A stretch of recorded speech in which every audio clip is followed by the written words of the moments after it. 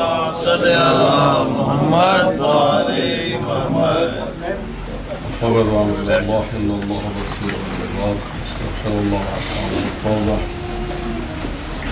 لا حول ولا قوة إلا بالله العلي العظيم. أعوذ بالله من الشيطان الرجيم. بسم الله الرحمن الرحيم. الحمد لله كما هو أحمد. الحمد لله رب العالمين. الصلاة والسلام على أشرف الأنبياء والمرسلين أبي القاسم محمد.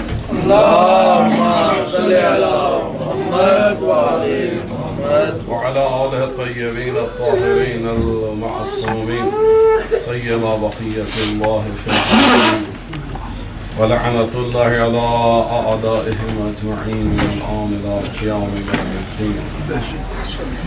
قال الحكيم في كتاب المجيد والفرقان الحميد. بسم الله الرحمن الرحيم. بقية الله خير لكم إن كنتم مؤمنين. صلوات اللهم صل على محمد وعلى محمد. پروردگار سے دعا ہے کہ آپ تمام مومنین مومنات جو یہاں پہ موجود ہیں آپ کی حاجات کو پورا فرمائیں. تمام مومنین مومنات کی بیماریوں سے ان کو شفا عطا فرمائے. رزق روزی میں اضافہ فرمائے.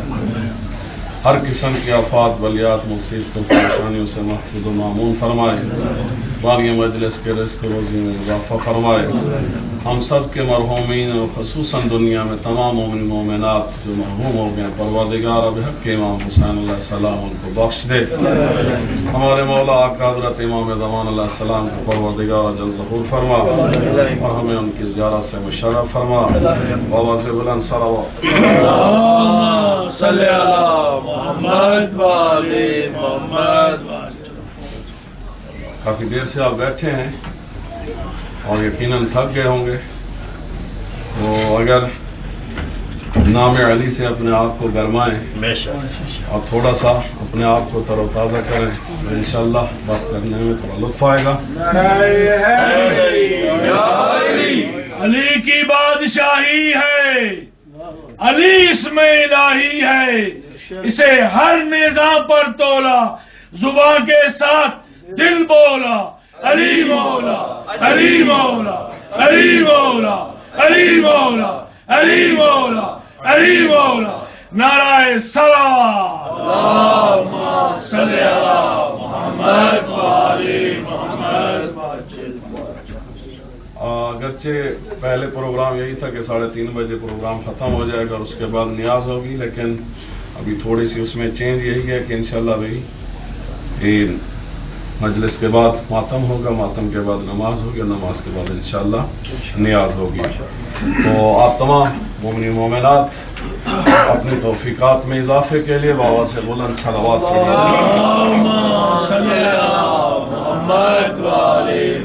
جو احباب ابھی تک اسکریننگ ہیپاٹائٹس اسکریننگ کا ٹیسٹ اوپر ہو رہے ہیں، ٹیم اوپر ہے، جنہوں نے ابھی تک نہیں کرائے تو جب نماز ہوگی تو انشاءاللہ آہستہ آہستہ لیڈیز کا بھی انشاءاللہ ختم ہو چکا ہوگا. تو آپ احباب جو بچ گئے ہیں تو پلیز وہ ضرور یہ ٹیسٹ کرا کے جائیے گا. مختصر سے وقت میں چند گزارشات آپ کی خدمت میں عرض کرنا چاہتا ہوں اور تمام احباب سے التجا یہی ہے کہ توجہ سے سنیں اور ضروریات دین میں سے یعنی وہ چیز جو ہمارے عقیدہ کا حصہ ہے اور اس پر عقیدہ رکھنا بھی ضروری ہے. یعنی اگر انسان اس کا انکار کرے تو مومن نہیں رہتا. ضروریات دین میں سے ایک عقیدہ ہے جس کا نام ہے رجعت، ری یونین یا واپس آنا، پلٹ کر واپس آنا. اس کا دوسرا نام قیامت صغریٰ بھی ہے. قیامت صغریٰ وہ قیامت کے جس میں ہر چیز تباہ ہو جائے گی اور سب انسان مر جائیں گے، وہ قیامت کبریٰ ہے.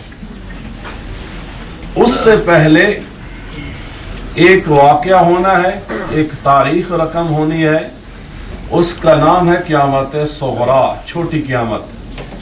قیامت میں کبریٰ میں بھی کیا ہونا ہے؟ تمام کے تمام لوگ جو مر گئے ہیں انہوں نے زندہ ہونا ہے اور پھر حساب و کتاب ہوگا. قیامت صغرا میں بھی وہی ہے کہ لوگ جو مر چکے ہوں گے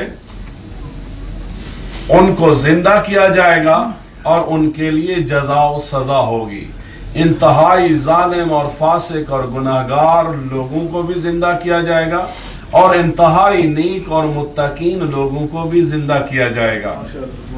تو اس قیامت صغرا میں جس کو رجعت کہتے ہیں اس کا تعلق امام زمانہ عجل اللہ تعالی فرجہ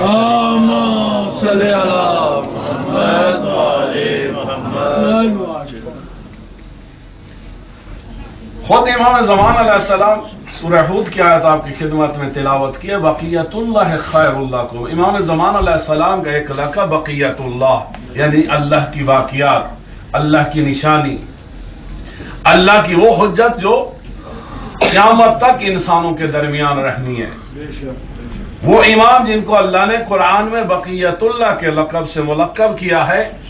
پروردگار کی ذات فرماتی ہے لوگوں اگر تم مومن ہو تو اس بقیت اللہ سے اپنے آپ کو متمسک کرو، ان سے عشق کرو، ان کی اطاعت کرو، ان کے ساتھ جڑ جاؤ.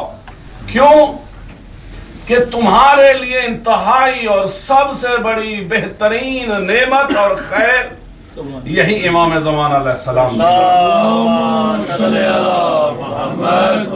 یعنی ہر وہ شخص جو مومنہ ہے یا مومن ہے وہ امام زمان علیہ السلام کے عشق اور مودت کے بغیر زندہ نہیں رہ سکتا.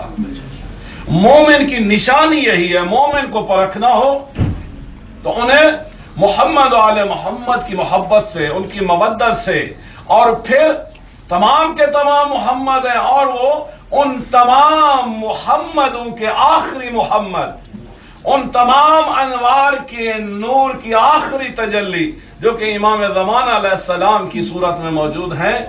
مومن کے لیے یہ لازم ہے، یہ واجب ہے، ان کی شان یہی ہے، ان کی آن یہی ہے کہ وہ امام زمان علیہ السلام سے عشق کرے، محبت کرے.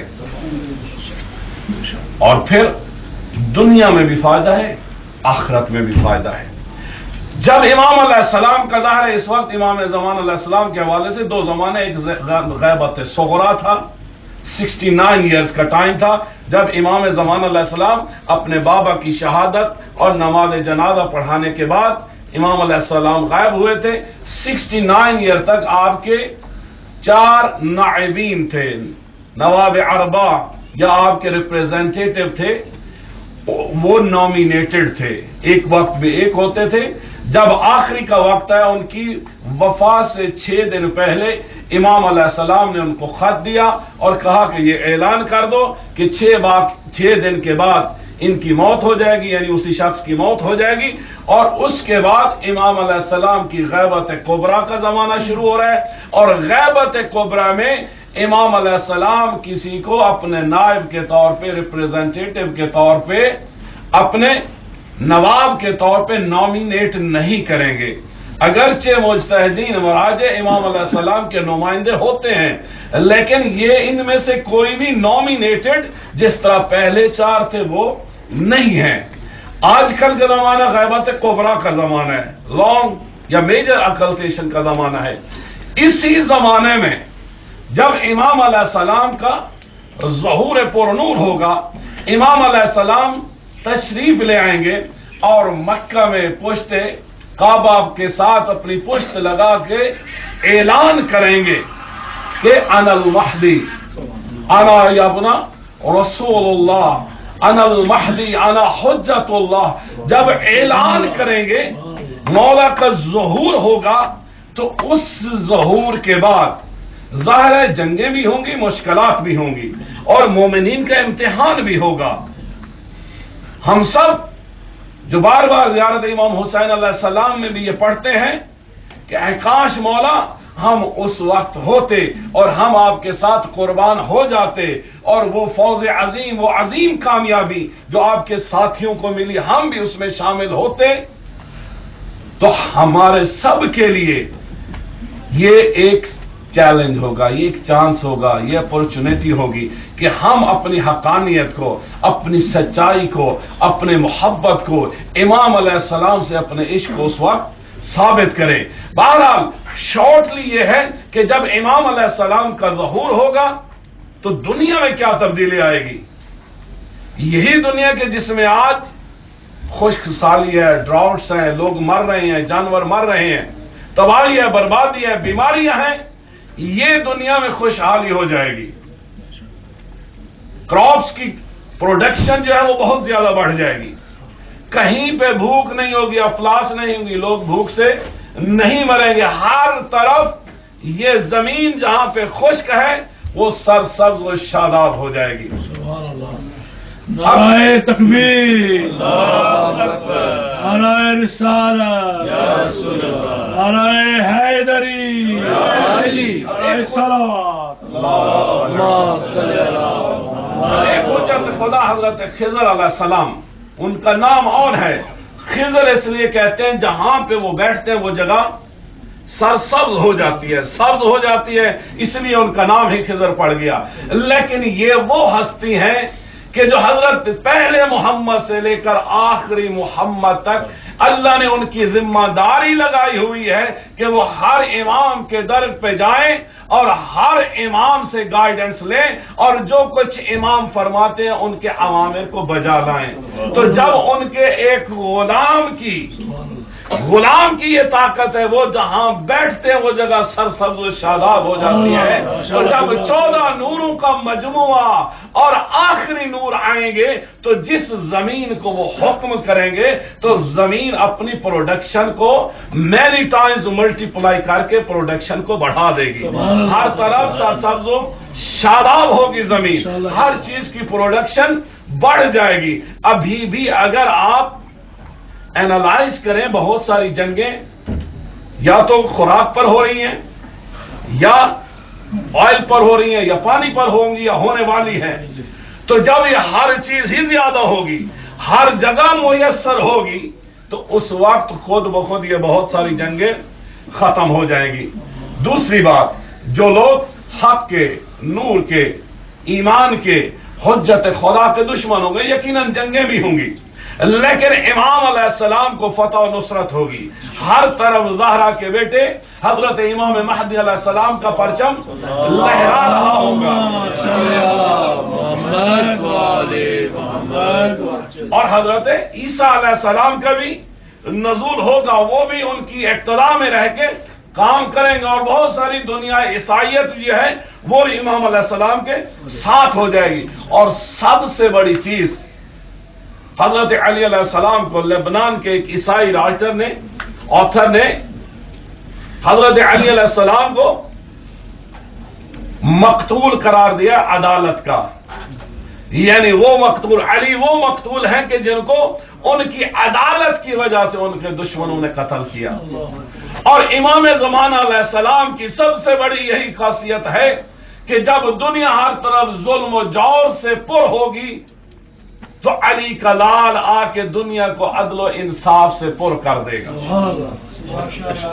اور دیکھیے کہ ہم اپنے مولا کا ساتھ دیں، اس کے لیے ضروری ہے کہ مولا نے آ کے جب دنیا کو عدل و انصاف سے پر کرنا ہے تو ہم آج سے اپنے آپ پر بھی عدالت نافذ کریں اور اپنے ارد گرد جہاں جہاں ہر شخص کا بس چلتا ہے he or she should try to be just. اپنے آپ کے ساتھ، اپنے ارد گرد لوگوں کے ساتھ جہاں جہاں اتھارٹی ہے وہاں پہ ہمیں چاہیے کہ ہم عدالت نافذ کریں، لوگوں کے ساتھ، اپنے آپ کے ساتھ انصاف کریں. کیونکہ سب سے بڑا کام جو امام زمانہ علیہ السلام نے اس دنیا میں آ کے کرنا ہے اور جس کے لیے دنیا کو انتظار ہے، آج تک دنیا ترس رہی ہے، وہ چیز کیا ہے؟ عدل و انصاف ہے، جو کہ امام زمانہ علیہ السلام کے ہاتھ سے سر انجام ہوگا.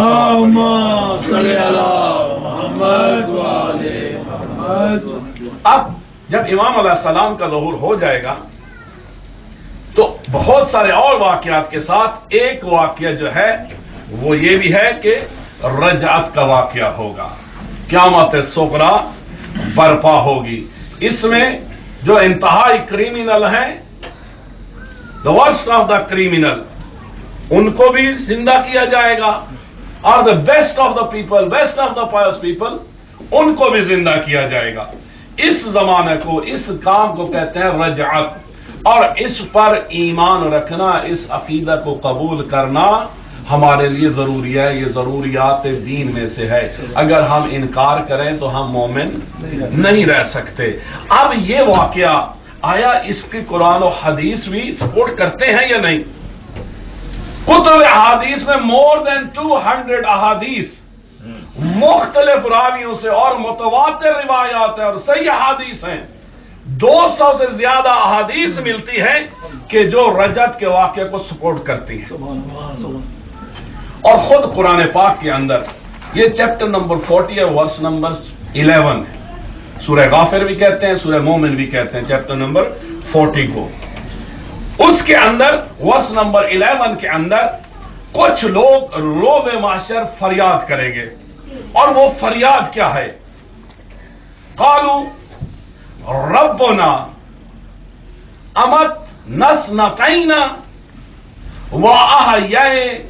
وأحییتنا فاعترفنا بذنوبنا فهل الى خروج من سبیل۔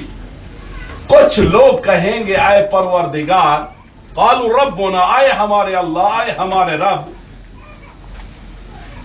امت نسنتین، تو نے ہمیں 2 مرتبہ موت دی، 2 مرتبہ مارا، وَأَحْيَيْتَنَا اثْنَتَيْنَ، اور 2 دفعہ میں زندہ کیا، فَاعْتَرَفْنَا بِذُنُوبِنَا، اور ہم نے اپنے گناہوں کا اقرار بھی کیا۔ اور پھر ظاہر ہے کہ جب روز محشر یہ بات کر رہے ہوں گے تو پھر کہیں گے کہ اے اللہ، ہمارے گناہوں کی وجہ سے جو ہمیں سزا مل رہی ہے، فَحَلْ إِلَىٰ خُرُوجٍ مِّن سَبِيلٍ، اے پروردگار، اس عذاب سے، اس مشکل سے نکلنے کا کوئی راستہ ہے تو ہمیں بتا۔ تو اب یہ گفتگو جو اللہ نے لوگوں کی گفتگو جو روز محشر انہوں نے کرنی ہے، اور اللہ نے اس کو قرآن کے اندر ریکارڈ کر دیا ہے، پہلے سے بیان کر دیا ہے کہ کچھ لوگ ایسے ہوں گے جن کو 2 زندگیاں ملیں گی، 2 موتیں آئیں گی۔ آرڈینری عام لوگوں کے لیے ایک ہی موت ہے، یہاں پہ مریں گے، قبر میں جائیں گے، روز محشر اٹھائے جائیں گے، صرف ایک ہی موت ہے۔ لیکن وہ لوگ کہ جن کو قیامت صغریٰ یا رجعت کے زمانے میں اٹھایا جائے گا، تو وہ پہلے مر چکے تھے، ان کو اٹھایا جائے گا، یعنی پہلے ایک موت آ گئی، پھر ان کو زندگی دی گئی، پھر اس کے بعد وہ مریں گے، پھر سوتے رہیں گے، روز محشر پھر اٹھیں گے۔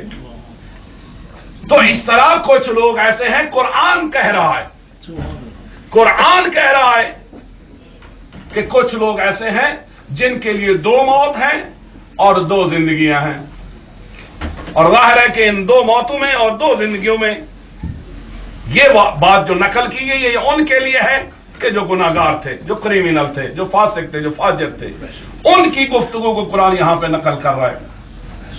ایک اور مقام پر روز محشر کے حوالے سے پروردگار فرماتا ہے، وَحَشَرْنَا فَلَمْ نُغَادِرْ مِنْهُ أَحَدًا، کہ جب روز محشر برپا ہوگا تو پھر کوئی بھی ایسا نہ ہوگا، منہ احدا، کوئی ایک بھی ایسا نہیں بچے گا کہ جو روز محشر جمع نہ کیا گیا ہو۔ یعنی روز محشر قیامت کا دن، قیامت کبریٰ کا دن وہ دن ہے کہ جتنی بھی مخلوق اللہ نے پیدا کی ہوگی انسانوں کی صورت میں، وہ سب کے سب زندہ کیے جائیں گے اور وہاں پر جمع کیے جائیں گے، کوئی ایک احد بھی ایسا نہیں ہوگا کہ جو روز محشر وہاں پر نہ آؤ۔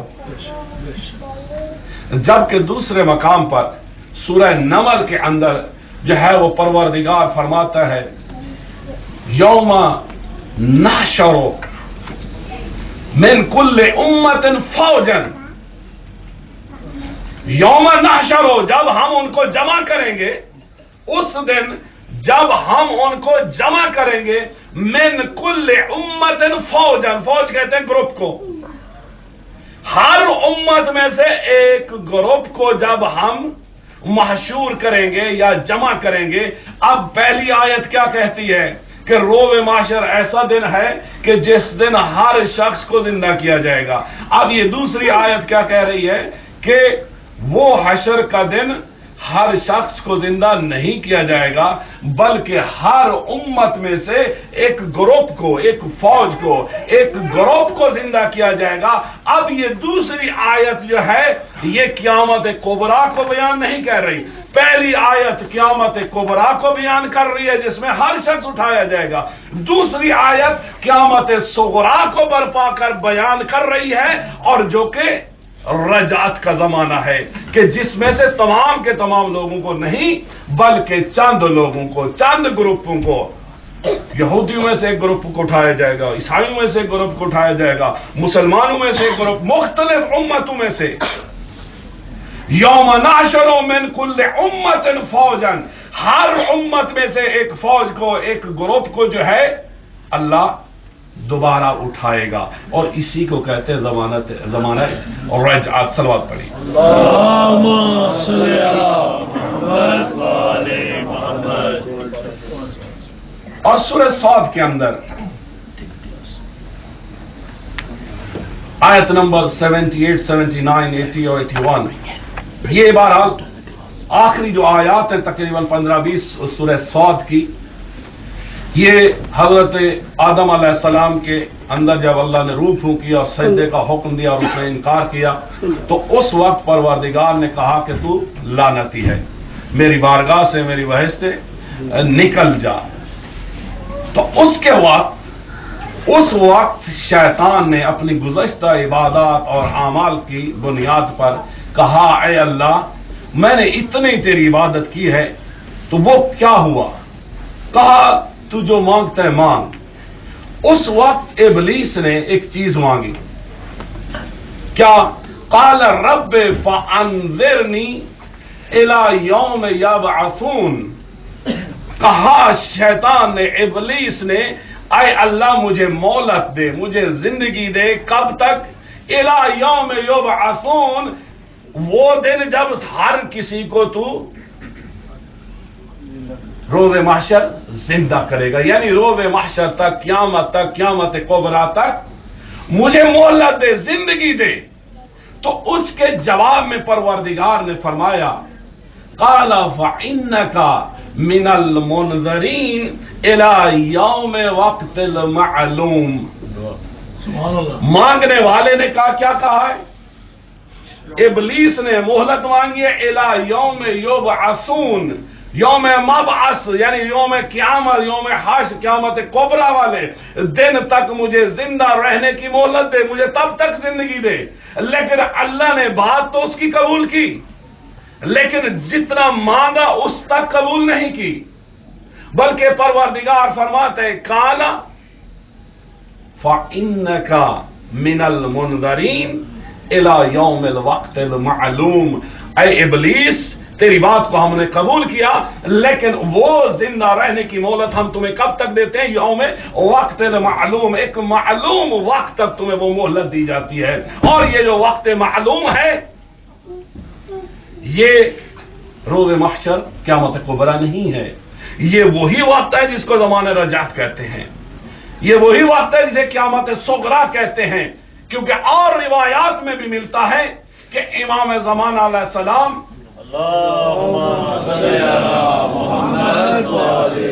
جن کی اتھارٹی، جن کی امامت نہ صرف انسانوں پر ہوگی بلکہ حیوانوں پر، بلکہ نباتات پر، بلکہ جنات پر، بلکہ فرشتوں پر، کائنات کی ہر چیز پر مولا کا حکم چلے گا۔ تو جس طرح مولا کے دادا، مولا کے جد امیر المومنین علی ابن ابی طالب علیہ السلام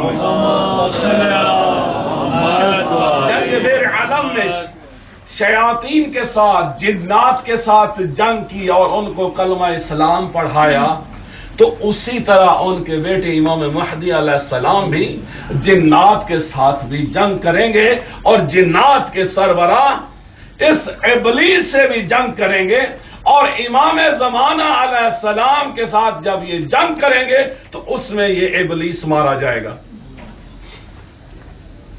تو جب عدل و انصاف کی فتح ہوگی، ہر طرف نیکی نیکی ہوگی، کیونکہ بہت سارے جرائم ایسے بھی ہیں جن کو موٹیویٹ شیطان کرتا ہے، ابلیس کرتا ہے، تو عدل و انصاف کے لیے، نظم و ضبط کے لیے ہر طرف نیکی نیکی اس کے لیے ضروری ہے کہ وہ چیز کے جو روٹ کاز ہے جس کی وجہ سے لوگ کرائم اور جرائم کرتے ہیں وہ بھی ختم ہو، تو امام زمان علیہ السلام آ کے ابلیس کو قتل کریں گے۔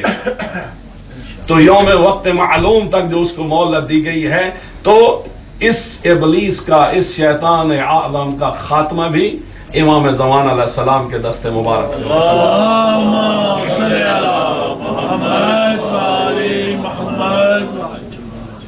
تو جو متواتر روایات ہیں، اگرچہ کلی طور پہ یہی ہے کہ مختلف امتوں سے مختلف گروپوں کو جو انتہائی نیک ہوں گے ان کو بھی زندہ کیا جائے گا، جو انتہائی پست اور ظالم اور فاسق اور فاجر اور گناہ گار ہوں گے ان کو بھی ظاہر نیکوں کو اس لیے زندہ کیا جائے گا کہ ان کو ریوارڈ دیا جائے، جو فاسق و فاجر گناہ گار ہوں گے ان کو اس لیے زندہ کیا جائے گا کہ ان کو سزا دی جائے اور پھر ان کو موت آئے گی۔ لیکن 14 معصومین علیہم السلام کے بارے میں جو روایات ملتی ہیں وہ یہ ہے کہ یہ 14 کے 14 معصوم پھر آئیں گے، لیکن سب سے زیادہ جو روایات ملتی ہیں وہ حضرت رسول اکرم، حضرت امیر المومنین اور حضرت امام حسین علیہ السلام کے بارے میں زیادہ روایات ملتی ہیں، حتیٰ کہ یہاں تک بھی آتا ہے کہ خود امام زمان علیہ السلام کا جب انتقال ہوگا تو اس کے بعد امام حسین علیہ السلام کی حکومت چلے گی جو کہ قیامت تک چلتی رہے گی۔ لیکن ظاہر ہے کہ اگر اس وقت رسول اکرم یا حضرت امیر المومنین علیہ السلام ہوں گے تو وہ ان سے افضل ہیں، وہ ان سے افضل ہیں، وہ ان سے بالا برتر ہیں۔ لیکن بہرحال جو روایات میں، احادیث میں جو چیز ملی ہے وہ یہی ہے کہ ان 3 معصوموں کے حوالے سے حضرت رسول اکرم، حضرت امیر المومنین، حضرت امام حسین علیہ السلام، ان کے بارے میں بہت زیادہ روایات ہیں کہ ان کا رجعت کے زمانے میں دوبارہ آمد ہوگی۔ تو پھر کربلا میں جو کچھ ہوا، خود آج تک بھی امام حسین علیہ السلام کے ذریعے مبارک پر جا کے دیکھیں، آج تک لکھا ہوا السلام علیکہ یا ثار اللہ۔ زیارت الواسطہ میں بھی پڑھتے ہیں، زیارت عاشورہ میں بھی پڑھتے ہیں، ثار اللہ، اللہ کے لیے دی ہوئی اس قربانی کو کہتے ہیں جس کا بدلہ نہ لیا گیا۔ کربلا والے، کائنات والے انتظار کر رہے ہیں حجت خدا مہدی آخر الزمان کا کہ جب مولا آئیں گے اور اپنے جد کے قاتلوں سے بدلہ لیں گے۔ آج تک حضرت فاطمہ الزہرا سلام اللہ علیہا روایات میں ملتا ہے کہ جب ظالموں نے زہرا کے در پر آ کر لکڑیاں جمع کی اور پھر ان لکڑیوں کو آگ لگائی اور وہ در بطول جہاں تک 6 ماہ تک مسلسل اور رسول اللہ کے انما یرید اللہ کی آیات کی تلاوت کیا کرتے تھے، جب ملعون نے اس در کو جلایا اور دوسری طرف دیوار تھی، جب یہ در اور دیوار کے درمیان حضرت فاطمہ الزہرا آئی اور بی بی کی پسلیاں ٹوٹی اور بی بی کا محسن شہید ہوا، تو اس وقت زخمی حالت میں نہ صرف یہ ملعون قلفظ اس نے بی بی کو تازیانے بھی مارے ہیں۔ یہی وجہ ہے کہ حضرت علی علیہ السلام بیان کیا کرتے تھے، بی بی کی اس مظلومیت کو بار بار دہرایا کرتے تھے۔ اس دن کے بعد سے حضرت زہرا کا ایک ہاتھ ہمیشہ پہلو پہ رہا کرتا تھا، لیکن جب بی بی در و دروازے کے درمیان، در و دیوار کے درمیان آئی تھی تو اس وقت حضرت فاطمہ الزہرا نے ایک فریاد بلند کی تھی اور وہ فریاد تھی یا مہدی ادرکنی، جس نے بی بی کے ظلم کا بدلہ لینا ہے، جس نے مظلومہ کائنات فاطمہ الزہرا کی ٹوٹی ہوئی پسلیوں کا بدلہ لینا ہے، بی بی اس مہدی کو یاد کرتی رہی۔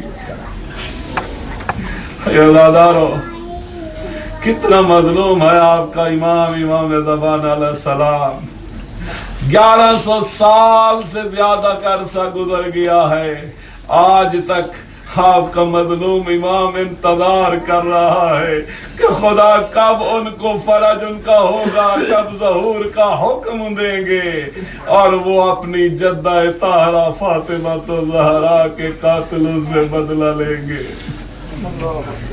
عزادارو، جب بھی بی بی کے مصائب آپ کی کانوں کی سماعت سے ٹکراتے ہیں، آپ کے دل کے اندر ایک ہجان پیدا ہوتا ہے، ایک دکھ ہوتی ہے، ٹیسیں اٹھتی ہے، کاش کوئی زہرا پر یہ ظلم نہ کرتا۔ ذرا سوچو زہرا کے بیٹے مہدی کے لیے ان کے دل پہ کیا گزرتی ہوگی۔ صرف ایک فاطمہ تو زہرا نہیں ہے، بلکہ آپ کے مظلوم امام زیارت ناہیہ میں فرماتے ہیں، میرا سلام ہو میری ان دادیوں پر جن کی چادروں کو نیزوں سے اتارا گیا، جن کو بغیر پلان کے اونٹوں پہ سوار کیا گیا۔ میرا سلام میری ان دادیوں پر جن کے ہاتھ پسے گردن باندھے گئے۔ اے عزادارو، نہ جانے کہاں کا آپ کا مظلوم مولا، جہاں جہاں صفے ادا ہوتی ہے آپ کے مولا آتے ہیں، آنسو بہاتے آپ کے پہلو کے ساتھ بیٹھ کر، لیکن یقیناً آپ کے مولا کوفہ و شام کے بولارو میں بھی جاتے ہوں گے۔ اجرکم اللہ۔ اے عزادارو، کسی نے آپ کے بیمار مولا سے پوچھا، سید سجاد سے پوچھا، مولا اگرچہ بہت زیادہ مصائب گزرے آپ پر، لیکن سب سے زیادہ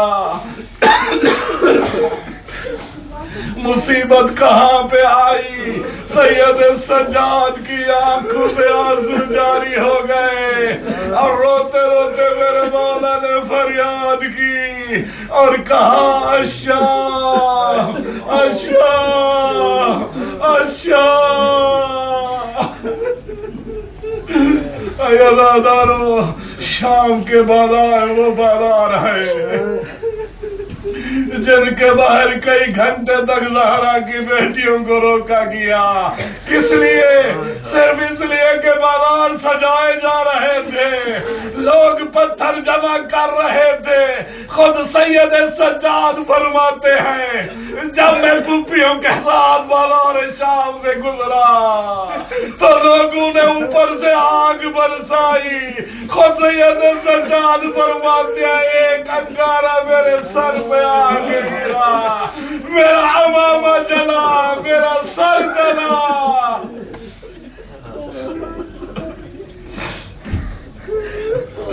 اسی شام کے اندر حسین کی وہ مظلومہ بیٹی جو بابا کے سینے پہ سونے کی عادی تھی، ہائے حسین، نہ جانے میرے مولا پہ کیا گزرتی ہوگی۔ اے عزادارو، روایات میں ملتا ہے کربلا سے کوفہ، کوفہ سے شام، کئی مقامات ایسے ہیں جہاں پہ وہ نیزہ جہاں پہ سر حسین ہوتا تھا وہ رک جاتا تھا۔ کیوں؟ اس لیے کبھی کوئی بچہ گر جاتا، کوئی لڑکا گر جاتا، کوئی بچی گر جاتی، حسین کا سر رک جاتا۔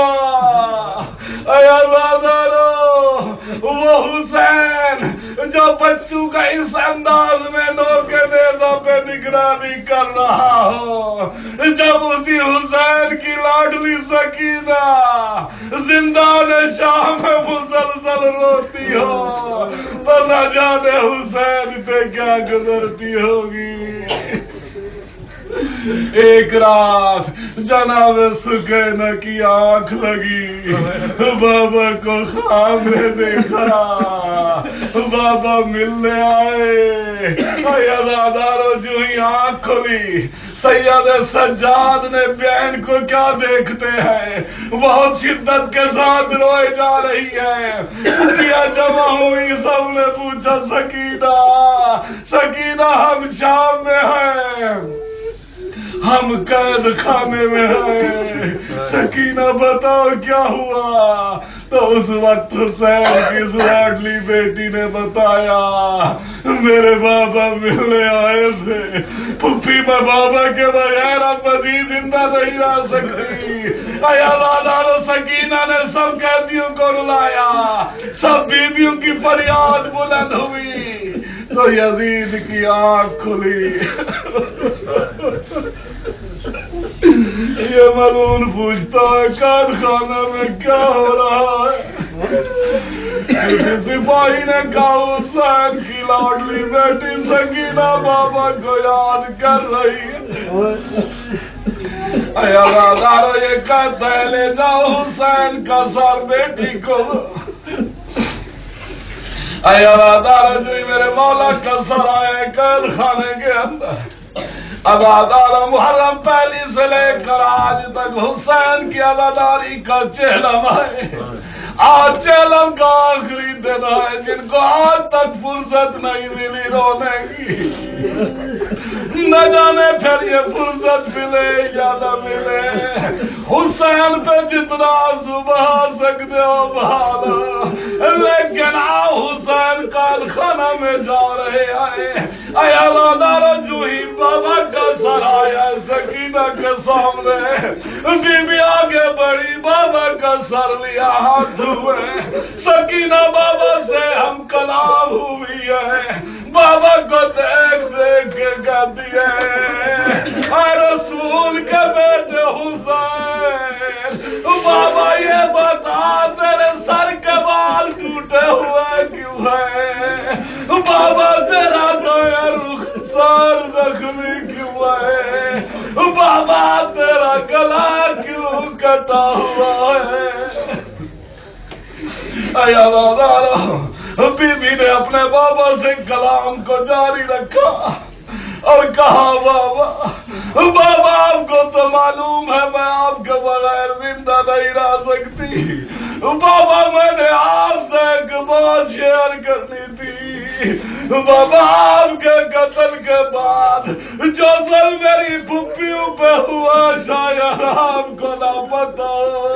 بابا آپ کے بعد خیام کو لوٹا گیا، خیام کو آگ لگائی گئی، پھپھیوں کی چادریں نیزو سے اتاری گئی اور کہا سکینہ نے بابا میرے سر کو دیکھ، بابا میں کتنی چھوٹی ہوں، میرے ہاتھ رسیوں سے باندھ کر پیر پلان کے اونٹ پہ سوار کرایا گیا۔ بابا ملونا کے اونٹوں کو تازیانے مارتے تھے، ان تازیانوں سے دیکھ میرے پاؤں زخمی ہو گئے، بابا ہتھکڑیوں سے دیکھ میرے ہاتھ زخمی ہے، بابا میری ننھی گردن کو دیکھ وہ جس میں رسیاں باندھی گئی۔ اے اللہ تعالیٰ جب یہ قیدیوں کا لٹا ہوا قافلہ آیا کربلا میں تو جناب زینب کبریٰ سلام اللہ علیہ آگے اپنے بھائی حسین کی قبر پہ آ کے بیان کیے اور کہا سلام حسین، سلام عباس کے امام حسین، حسین تجھے سلام اکبر و اصغر کی شہادت پر۔ حسین میں تجھے کیسے بتاؤں اس قید میں ہم پہ کیا گزری، لیکن حسین میں تجھ سے وعدہ کر کے آئی تھی کربلا تک تیری جنگ ہے، کربلا کے بعد میری جنگ تھی۔ حسین آج دیکھ میں شام فتح کر کے آئی ہوں۔ حسین اگر میرے ہتھیلیاں زخمی ہے، میری کمر زخمی ہے، لیکن حسین تجھے باقی سے نواز رسول بنا کے آئی ہوں، اسلام زندہ کر کے آئی ہوں، لیکن حسین مجھے ایک بات کا دکھ ہے، تیری امانت سکینہ کو ساتھ نہ سکی۔ حسین سکینہ شام ماتم